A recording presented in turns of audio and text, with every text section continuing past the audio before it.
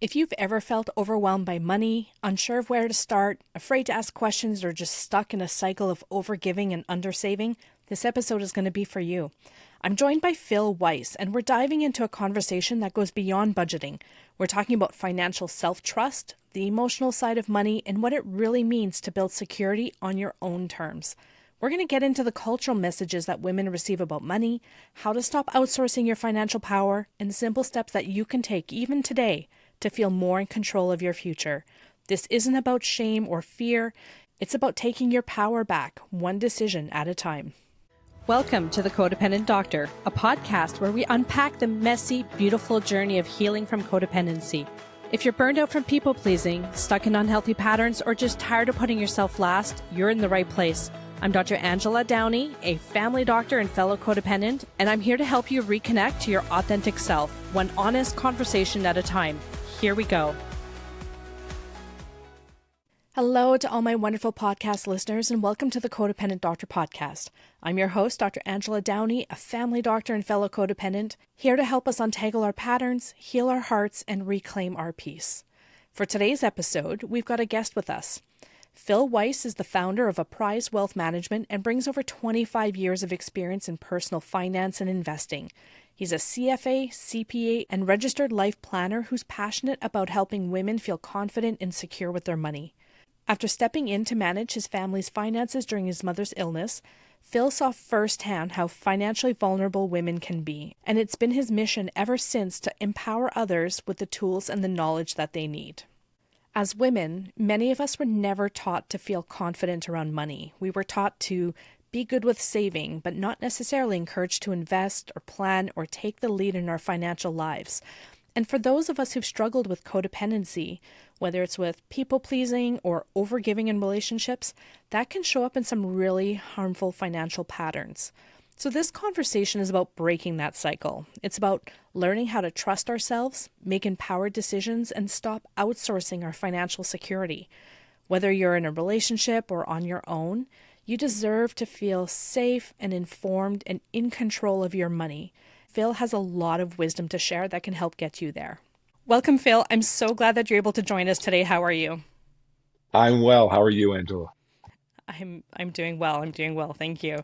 Phil, one of the traditions on my show is that we discuss what we're grateful for, because when we stop and think about the things that we're grateful for, it helps us train our brain to focus on what's working instead of what's missing or what's broken. So I'd like to ask you, is there anything that you're grateful for today?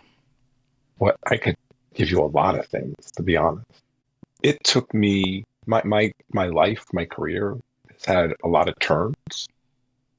And when somebody recently asked me if there's anything I would do differently in my venture to get here, and my answer is no. Because all those things, I'm grateful for all those things that I went through, because going through those got me to where I am today. And if I look at things from perspective of my family, from perspective of my business, all those things, I couldn't be happier with where I am today. Yeah, it really sucks sometimes when you're going through some of these bad moments. But when those moments are over and you're able to reflect, it's amazing the things that you do learn from those bad times, and you learn from the good times too. But it's how we build character and how Yes. we, get our little nicks and scars, and it's our ability to get back up and to learn from those things that really help build our characters. And I think that I love that you've brought that up. I think it's really important to acknowledge that we've all come a really long way, and we've learned a lot of things along the way. For myself, I'm grateful for the mentors and the people who have come in and out of my life and have taught me things and have guided me along the way. And it's amazing how some mentors have been there for 15 or 20 years. Other mentors kind of came in and told me what I needed to know for those sometimes 30 seconds or a minute, and yet it completely changed the direction of my life. So it's amazing, all these people that come into our lives and who invest time in us and invest their resources in us, and that help make us better people and who we are today. So I think I met you through somebody else, and I had written an article for that person, and it was about my mentors and about all the amazing people who would come in and out of my life. So I'm glad that we're doing this interview. And that's one of the things I thought of, was because the person who introduced me to you was somebody I'd written this article for. And mentors are incredible people, and we need to take the time to acknowledge that people have invested time in us and our wellness and our journey. I agree completely. And it's also why, as part of what I do, I volunteer where I have opportunities to mentor. And that's actually the person that asked me that question was somebody through one of the organizations that I'm part of. We are there to help college students that are studying financial planning. And I'm there to help mentor them. And that's where that question came from. And so it's a really important thing to be able to not just find mentors, but also to be a mentor. I think they're both important. And to share your knowledge, share your Yes. skills. Yeah, that's very important. So Phil, maybe we can start by asking you about your journey and what led to you becoming a financial strategist and a coach, and how did this work become so meaningful for you?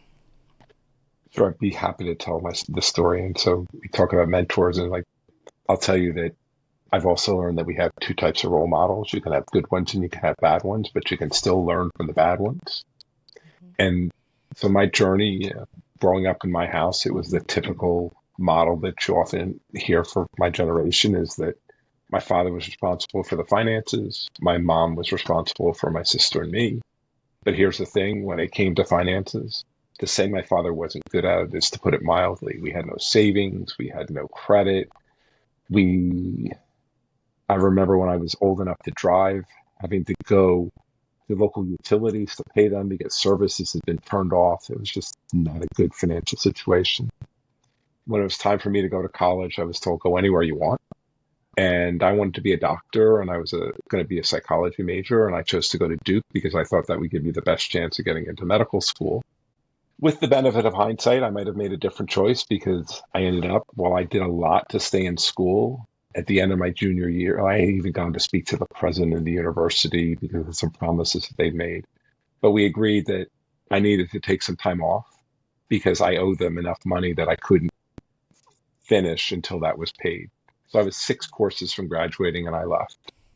Was living home, and it was a toxic situation. I didn't want to stay there. So I packed up and I moved across the country, and lived in Tucson for about a year and a half. I decided I was ready to go back to school. But when I was ready to go back, while my grades were good, I didn't think they were good enough to get me into medical school. And I decided I wanted to study accounting, because as a psychology major, I was like, that's just more school and I can't afford that. And Duke doesn't offer undergraduate accounting degrees. So I had residency in Arizona from my time there. I had residency in New Jersey, where I'm from. And I decided I'd get a better job if I went to Rutgers and if I went to University of Arizona. So I came back home.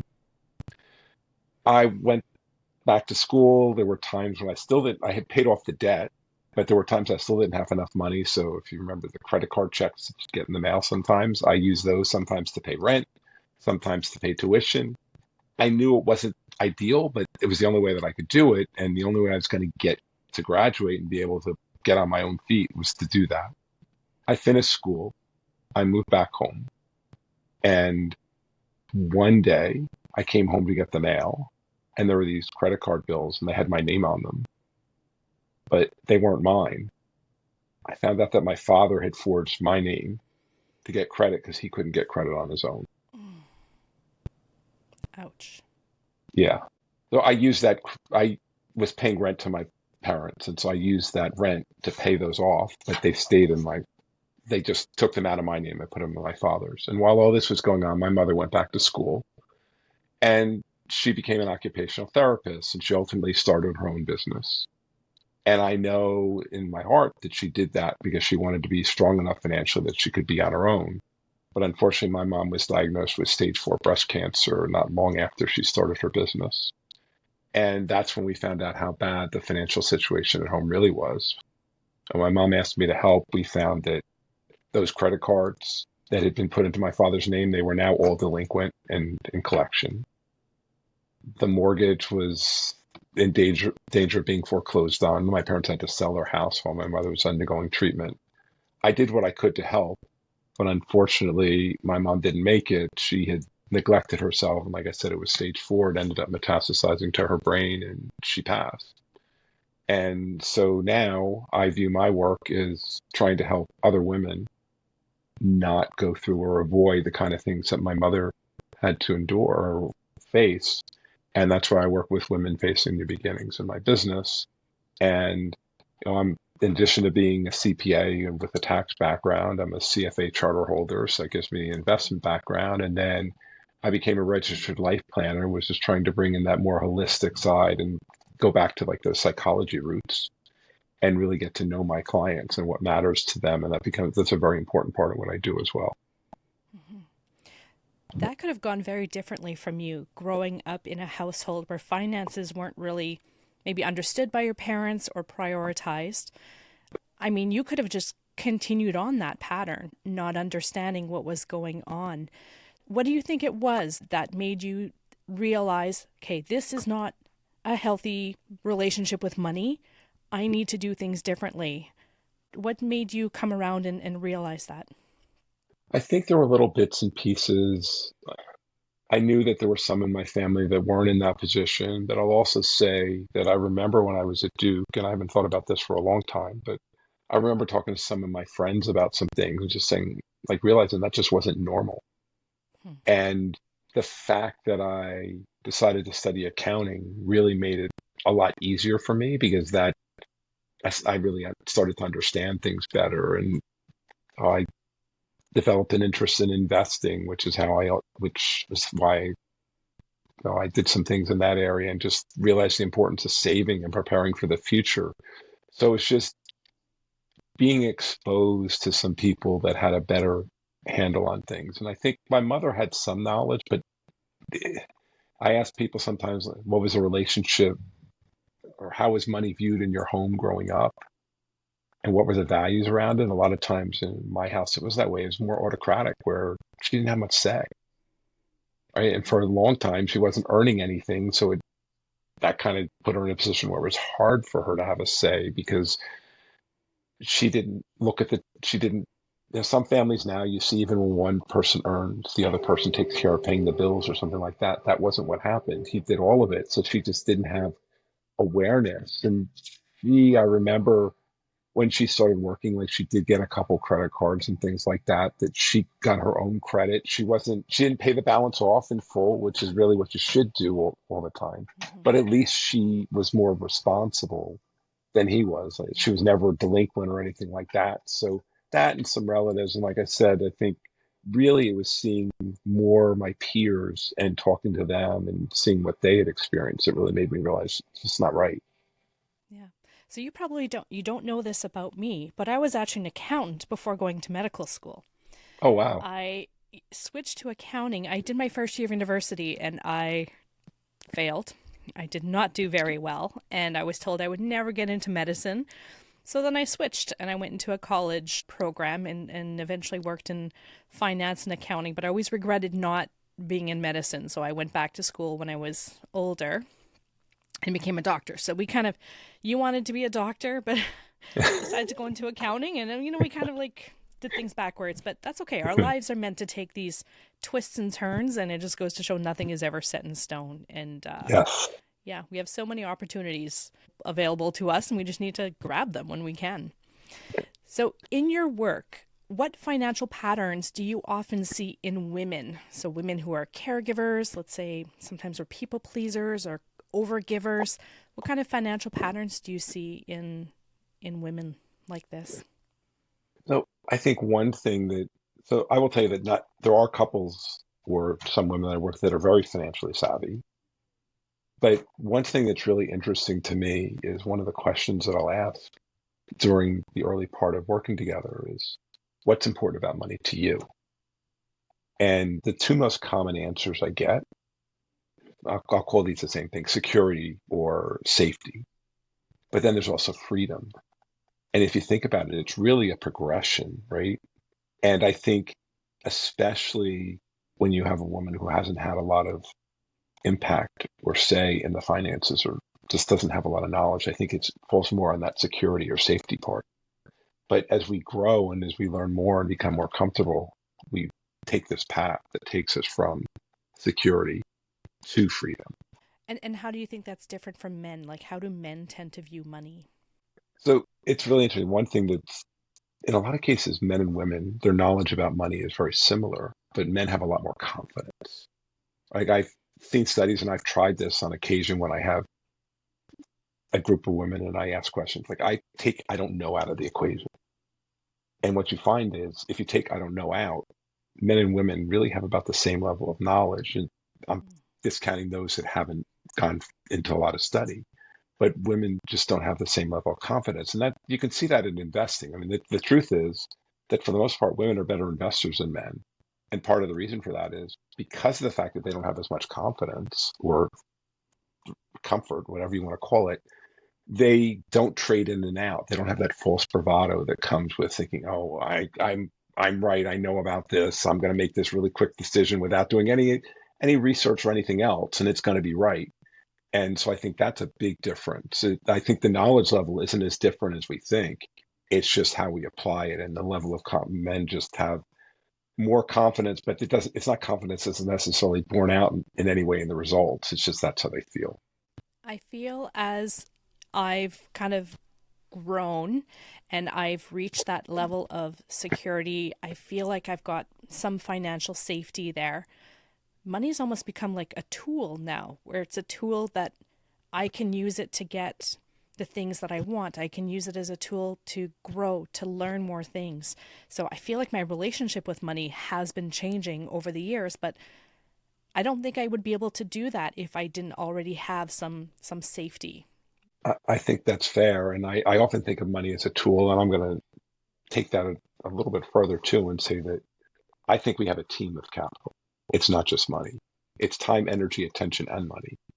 And as we go from safety to freedom, we can use the other element, money, to buy ourselves more time, to free up our energy and to free up our attention. I love to tell the story that the house that we live in, when we moved here, the woman who owned the house before us, she had this tractor and she cut the grass. Like, I'm going to buy the tractor from her. I'm going to cut the grass because I'm going to save money. It's right. So I started cutting the grass. We have 4 kids at the time that we still own only 3. And my favorite part was that while I drove the tractor, one of the kids would sit on my lap and I would drive around. But it was taking me 3 hours and I wasn't finishing.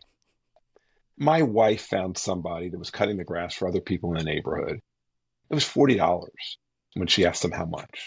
Now, I know his equipment was better than mine, and when I sold that tractor, I found out that it was really too small for the lot. Mm-hmm. But I said to myself, I don't care if it takes him 15 minutes. It's taking me 3 hours. That's $13 an hour. I know my time is worth way more than $13 an hour. Please let him cut the grass. And we still have somebody cut the grass for us to this day, and it's so much better because I'm not wasting that time. Instead of having a child sit on my lap, right, I could do things with my kids and have more fun, and for us and for them, for me and for them. So it's great when you start to think of money. It is really that tool, and it's a tool that can buy us other things. It's not just things, right? Like I said, it's time, it's our energy, it's our attention, it's all those things. Money is definitely a tool. I feel the same way about cleaning my house and scrubbing the toilet. There are so many other things that I am good at. Cleaning my house is not one of them, and it's not something that I enjoy doing at all. So, investing that money into having somebody else help you with some of the things that you don't enjoy or that you just don't have time for, it just frees up resources, energy, happiness, right? Yes. I would much rather be playing with my kids in the backyard than just begrudgingly cleaning up my house. And for your son sitting on your lap on the tractor, I would argue that that's actually probably a lot of fun for a kid. Yes. Yeah. It was. So it's still some quality time with your child, but he's probably not sitting on your lap for 3 hours. He's probably enjoying about 15 minutes worth, and then he goes and he has his popsicle and leaves you to cut the rest of the grass. So, yeah, no, it's interesting. Money is a tool so that you can regain some of these things, a little bit more freedom. You mentioned that men have a little bit more financial confidence So, what are some small, realistic steps that maybe women can take to feel more in control of their money? So there's two different ways you can approach that, right? One is that you can find somebody, whether it's an advisor or a mentor or somebody like that. You can read and learn, right? I take the view that anybody who wants to can do what I do, but in order to do it well, you have to have, I'll use another acronym, KIT, you have to have knowledge, the interest, and the time. So if you want to invest the time and have the interest, then you can do it. But if you can't, or you don't, not can't, because you can if you want to, right? But if you don't, then it makes sense to hire somebody to help you. So that's one thing. The other thing is investing. You don't have to pick individual stocks and things like that. There are lots of low cost index funds and things like that that you can use. Just pay yourself first. Find you work for somebody, you have a 401k or something like that. Have money go into it every month. Get an understanding of at least how much you're spending and how much you're taking in to make sure that what you're taking in, your income, whatever that may be from, is greater than your spending. So at least you're not running at a deficit and building up debt. Like just think with some of the basic, like I know I could tell you a budget and a lot of people get cringe at that word, right? I remember when I first started and I had this woman and she thought I was going to tell her that she couldn't buy a pair of shoes. And I'm like, I would never tell you that, right? Even when you go to the extreme of the people that tell you not to buy that expensive cup of coffee or something like that. Look, it's your money. You can do anything you want. But when I get into the work that I do and trying to help you align your spending with your values, well, now think about, okay, is it worth it to me to get that cup of coffee? What else could I be doing instead? And if that's really important to you, maybe because there's a social aspect and something like that you really appreciate, you can do that. But just know what you're giving up. I think that's, like, I have a couple that I'm working with and they were out spending, or they're spending more than they thought. And they're like, well, how do we cut? And so we did the life planning work that I do. So we know what are the things that are most important to them. I said, so look at your spending through that lens. And if you have those things that are really important to you, if the spending is tied to that, that's spending that you don't really want to give up. But there are some things that you're spending money on, all of us, that are not aligned with what's important to us. And so when you have that situation where you need to cut back, that's where you want to focus on cutting back, is those things that are less important to you, not the things that matter to you. Yeah, I have a budget that I use on a regular basis. I have for years. But one of the things that kind of started creeping in were all these like subscriptions for these TV shows that I wasn't watching, or these, I don't know, memberships to these games. Like it was ridiculous, because those things don't mean anything to me and I could very easily give them up. Whereas there are definitely some things, like I do like my occasional Starbucks coffee, not very often, but I do like to go sometimes, and that's important to me, and that's not something that I want to take out of my budget. So there are definitely some things that are more important to you that, you know, was it Ramit Sethi? He's got a podcast. Mm-hmm. He talks about building your rich life, and what does your rich life look like? Maybe that means a cup of Starbucks every day, but maybe that means giving up, who knows, Netflix or some kind of membership that you've got that you don't actually use and doesn't mean anything to you. So there are ways of working on your budget where you don't have to give up those things, though, that pair of shoes that you want to buy. If that's important to you, then have that be priority and get rid of the things that don't matter to you as much. But being financially literate and knowing how to make a budget, I think, is so important. And that can be really intimidating for a lot of people. It sure can. Because again, it gets somebody's telling me how to spend money, or I have to spend time doing this, or I have to track. But I'll tell you, I remember before I got married, I bought a townhouse, and I was really worried about whether or not I could make the mortgage payment. And I did a lot to get the rate to where I wanted to be, but I still wasn't sure. And I remember at the time that I was doing that, I carried around a little piece of paper in my pocket. And every time I spent money, it didn't matter how insignificant it seemed, I wrote it down on that piece of paper every day. And then at the end of a month, I looked I took that and I put it all into a spreadsheet so I could see what I was spending my money on. And I looked at that and I said, I know I can pay this mortgage because there's things on here that if the situation got tight, I know I could cut them out. So it's really about understanding where the money's going so that you know when things get tough, that you have places you can cut. It reminds me of the cookies and things like that, right? Like that you just, it's on the counter, you take it, you eat it. You don't even realize these calories that you're taking in. It's just happening. It's the same thing with money. You go and you buy these little things. You buy a donut, you buy, I don't know, something, you go to the gas station, you pick up some gas, you buy a couple of other little things. It's all these other little things that you're buying that really increase your spending, just like the cookies or nibbling things from the fridge. It does add something, and it's easy not to see those things. It is, and I know I recently read a book with a friend of mine because we get together and we read books together and we talk about it, and usually they're related to the work that we do. And we read a book called Your Money or Your Life. And in the book, he talks about those things you're calling that. I think if I remember right, he called them gazingas. Those things that you go into the store and you mindlessly buy. And he tries to start to frame it in this idea of think about how much money you make and how many hours you work. And I'm just going to make the number simple and say that you made $1,000 and you work 25 hours. I'm just doing that because the math is easy. So that's $40 an hour.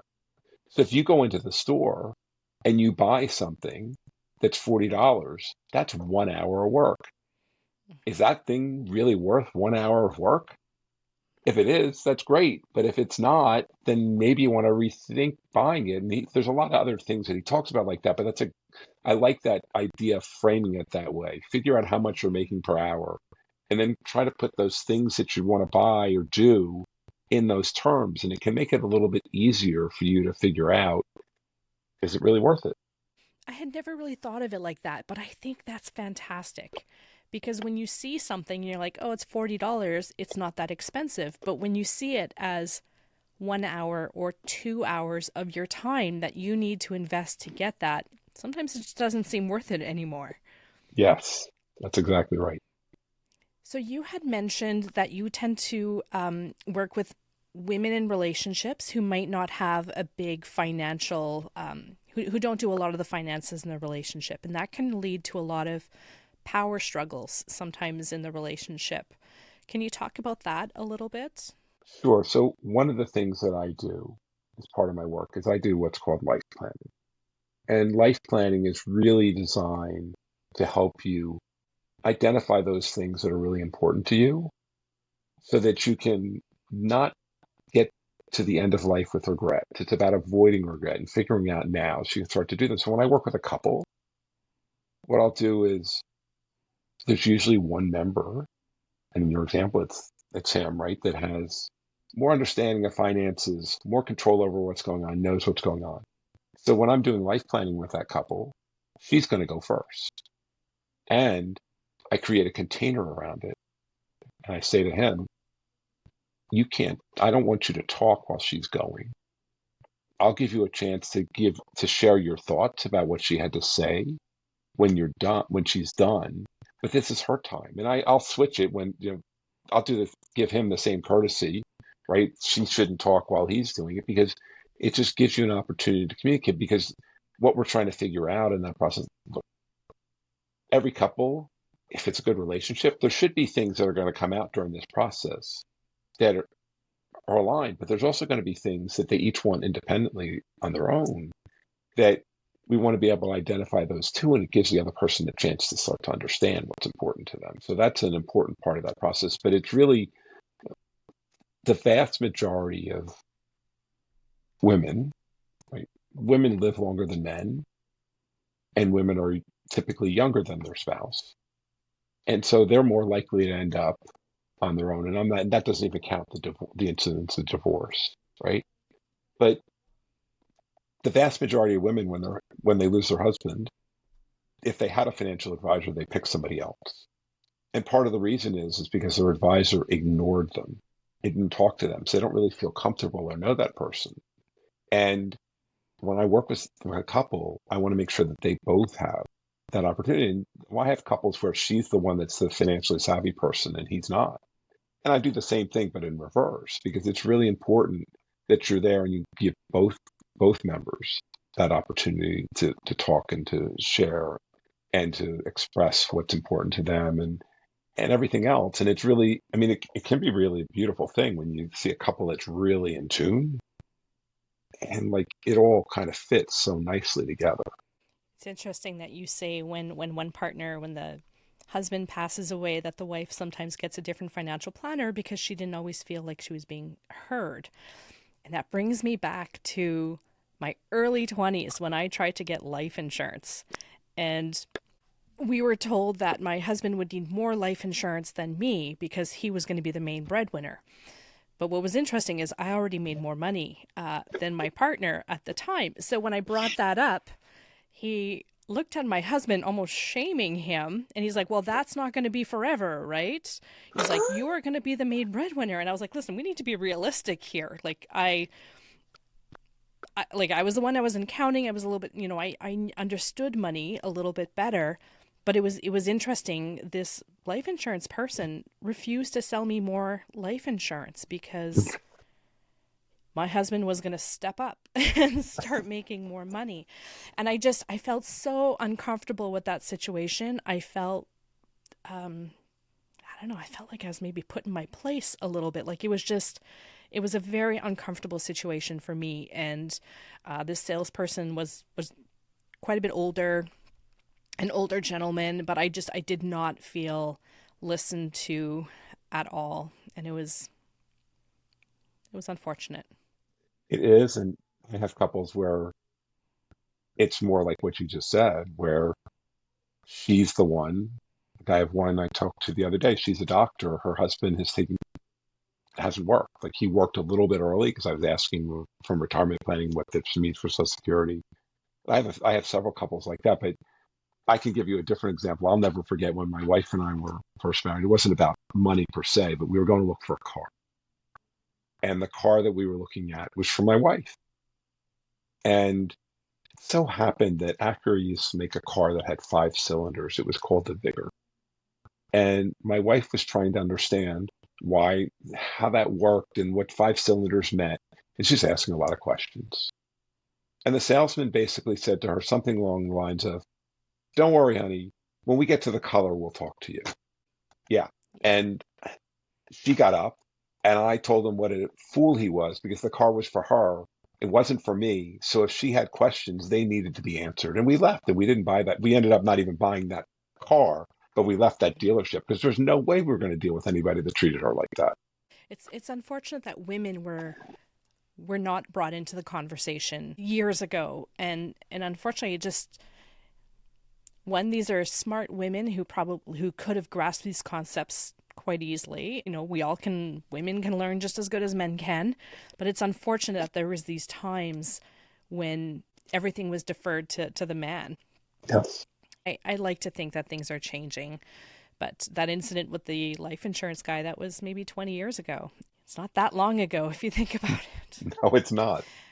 And you're saying women live longer than men. And a lot of times these women are younger than men. So if they haven't dealt with a lot of the finances at home and their partner is now gone, or let's say you're married and you get divorced and now you're on your own. I have a friend who her husband told her that he was leaving. And when she went to ask him about the bank accounts, she noticed all of the bank statements and everything had been removed from the basement and everything was hidden away from her. And it was really scary to not know where any of this stuff is. So what can women do to protect themselves? I think the biggest thing is not to wait until that happens. You can have money dates with your spouse, significant other, whatever you want to call it. Have money dates. Have conversations about it. Ask to I know my wife, she keeps track of some of the things, but some of the things only I see because, like, for example, if it's our investments, they're on my platform as an advisor. There are a couple of accounts that are hers, so she sees those, but she doesn't always see the other one. So probably about once a quarter, she'll come in this office where I work, and we'll sit down and I'll go over everything so she knows what we have. and she opens the mail and makes sure that she sees, like, our mortgage. She knows what the balance is, and she keeps her own little thing to keep track of stuff just to make sure. But you have to have conversations and be aware, and don't put yourself in that situation where all of a sudden you get to that point where your spouse passes or you're getting a divorce and you don't know what's going on. I mean, I can think of an example. Before I had my firm, I worked for a firm that only did divorce, and they had a client that there were credit cards in her name, because that's something else that's really important. If you get divorced and you didn't have a credit card in your name, they were all joint and you could use them, but they were all in your spouse's name. Guess what? You don't have any credit. I So you want don't. to make sure that you have credit cards in your name. So she had credit cards in her name, but he was responsible for paying the bills. So when things got tough, he stopped paying her bills, and she went to move out. You know, credit isn't just needed to buy a house. Credit's needed to rent, and she had no credit. And she was fortunate that she had family that could back her up, because she wouldn't have been able to move out based upon that credit, because he had just destroyed her credit by not paying her bills. So it's all about not letting it get to this point where you don't know what's going on, and all of a sudden you need to have information and you can't get it, or it's hidden from you, or you just don't understand. So I really encourage the idea of having money dates or something like that, where you get together with your spouse once a month, once a quarter, whatever works for you, and that cadence is whatever's best for you. But just make sure that you have an idea what's going on and have conversations. Like, I have some values exercises that I do with people sometimes, and one of the things that I ask as part of this series of exercises is, what was money like in your house growing up? And usually it's more like what I described in my story, right? Where it's this authoritarian, where one person made all the decisions and nobody else really got much say. And then I ask, what is it like now? What would you like it to be? And it is a positive, because I see that it's changing. Usually when I ask people what it's like now or they would like it to be now, it's more of a sharing. They may or may not bring the kids in, which at some point is important too, because there's lots of things that can happen there. But at least couples are talking about it more. It's not as one-sided as it used to be, at least in my experience. What are some red flags that you might see if you're outsourcing too much of your financial freedom to someone else, whether it be a partner or family member, even a financial advisor?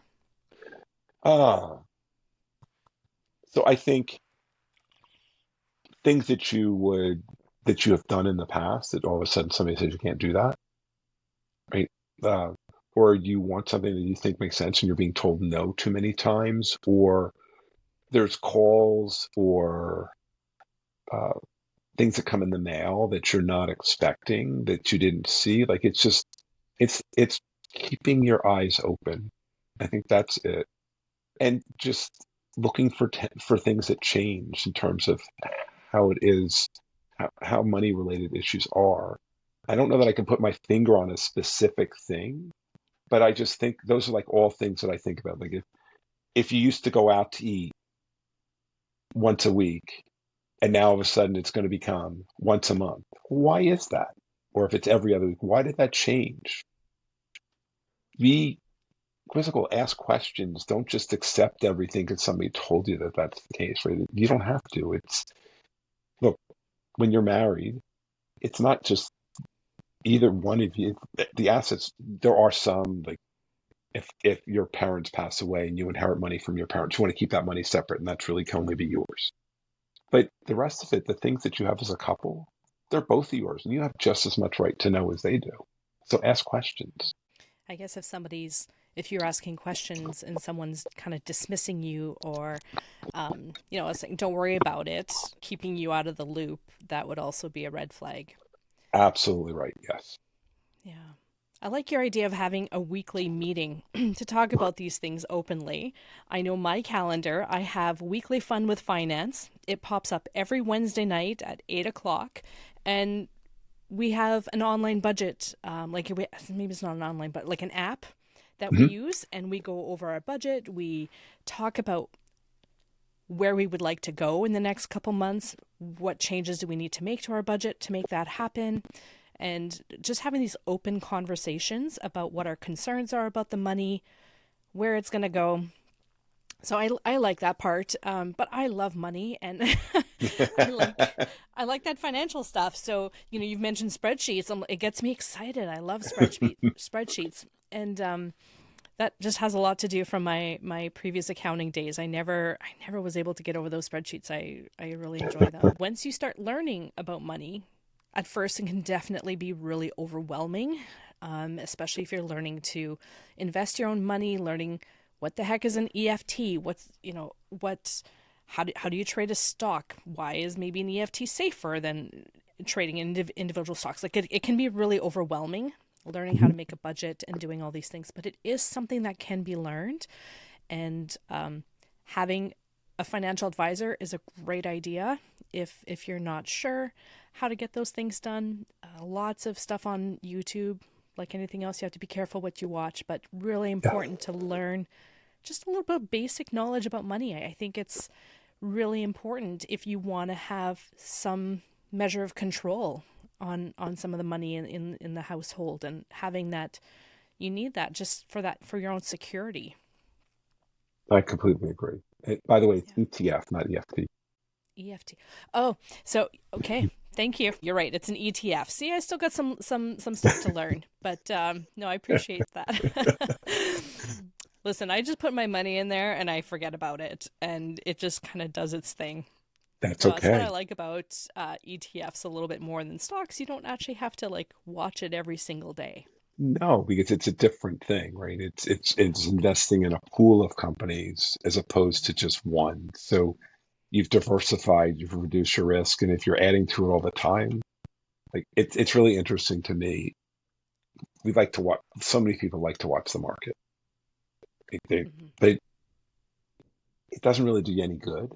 And I just take the view when we've invested, we've made an implicit assumption that the market's going up long term. Because if it's not, there's no point in investing. Hmm. And if you're adding money to the market, it sounds weird when I say this, but you actually shouldn't mind if the market falls. Because if you're investing in the same thing all the time, like for example, you're buying an ETF and it was $250 a share, and that's a high price, but I'm just doing it because the math is going to work easy for my example. And it falls 20%. Now it's $200 a share. If you stop buying, and then we say it's going to come back, right? It's going to get back to 250, but all you did is recover what you had. But if you kept Yeah. adding during that period, and let's say you were putting $1,000 in, right? So you were getting 4 shares at 250. Now you're getting 5 shares for at 200. So that's $1,000. When it goes back to 250, by adding at Yeah. the 200 level, you just got a 25% gain just by adding through the difficult times. And so it's to your benefit when you're a saver. It's to your benefit if the market falls.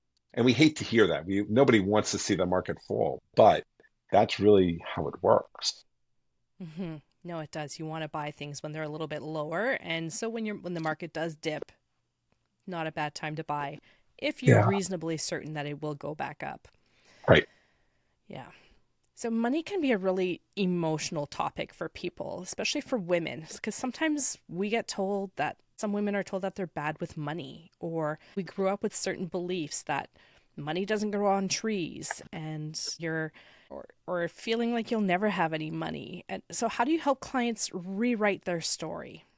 So it's a really interesting thing. We do get these. So one of the things that I ask early on in the process when I'm working with a new client, I ask about the early money memories because as you're alluding to, we hear those things like money doesn't grow on trees, but we also see certain things in terms of how money is when we're growing up. And that can really impact how we think about money when we get older. Like I can think of one of my early money memories is I remember when I was a kid and we didn't have a lot, but my parents would give me a little bit of money to go to the movies on Saturday. I go to a Saturday matinee with my friend that lived next door because we could walk to the movie theater on a Saturday afternoon. And we wanted to get some candy in the theater. Candy in the theater was much more expensive.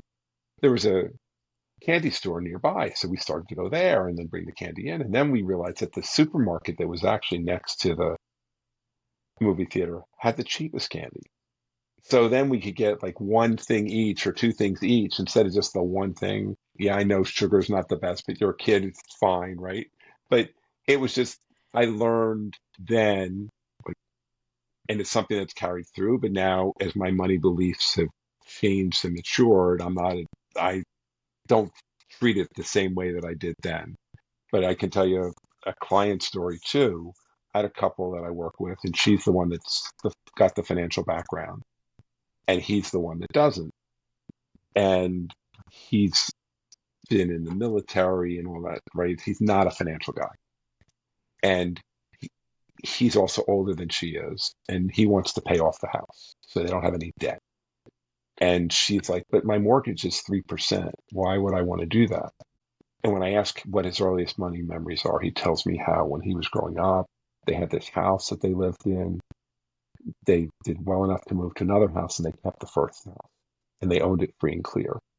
And then they had financial difficulties, and they couldn't stay in the house that they had moved into, and they had to go back to that first house. And knowing that that was there, that gave him with a sense of security, and that's why he wants to pay off the house. So if something happens when they're both retired and they don't have money coming in the same way, he wants to own the house free and clear. But when we talk through it, like, they can get to a compromise where, sure, they can pay it off a little bit faster. It's faster than she wants, but not as fast as he wants. But by having that knowledge and that understanding, it helps us get to that point where they can both be more comfortable with the decision, and we can kind of do the things that work for both of them. At the beginning of my life planning training, we had to go through a book called The 7 Stages of Money Maturity. And it starts out to like our innocence and our childhood beliefs. But as we grow, and as I talked before about, we go from security to freedom with money. Well, you think about your money beliefs as you grow and develop, and go, the spectrum goes at the end, it's called aloha in the book, but it's just the idea that we can be more giving with our money, and we're more free to give to others, and we don't really worry about what we get in return. So our money beliefs can change, but it's just trying to think through things and understand where they come from and what we can do to change them. Yeah. In my relationship, I enjoy spending money. I have lots of things that I like. I have my guilt-free spending but I am definitely more of a spender, and my partner is more of a saver. And that sometimes can cause a little bit of friction because our goals with money and the way that we use money is a little bit different. So what do you do when couples feel differently, like have different, like I truly believe this is because of how we grew up. We grew up in two very different households. One was more conservative with their spending. Definitely everything was saved and you had to be careful. And then the other one was, there was money there and we spent it. So how do couples find a way to come together when your values around money can sometimes be really different? So there's two things. One, I told you, I think I said earlier, how when I'm working with a couple and I let them go separately to kind of go through the process. But the other thing is, when we're going through a situation, like I have couples I work with where maybe they're spending more than they should be. And we've done the life planning work. So we know what's important to them and what they value. And so when they're looking for the things how to cut or how to reduce spending, let's try and tie it back to those things that are in our life plan, those things that are important to us. And we want to eliminate the things that aren't. So in a case like that, where their beliefs aren't always the same, there's still some things that both of them you're both doing that might not be in line with your values or might not be as important. So that's where we can make some cuts so that we can still have the freedom and the ability to spend on those things that are important to us. So I think identifying those things that really matter to you is a big element in coming to that point where you can figure out how to compromise there. And even just understanding where your partner's coming from. Yes. And where some of these beliefs come from, and finding some kind of middle ground, I guess. Yeah, that's exactly right. For someone who's just starting out, where do you start? Do you have any apps that you recommend? Maybe some spreadsheets or journals to track money? What would you recommend to somebody who's just getting started? So I do think that it's important to get that understanding of where your money is going.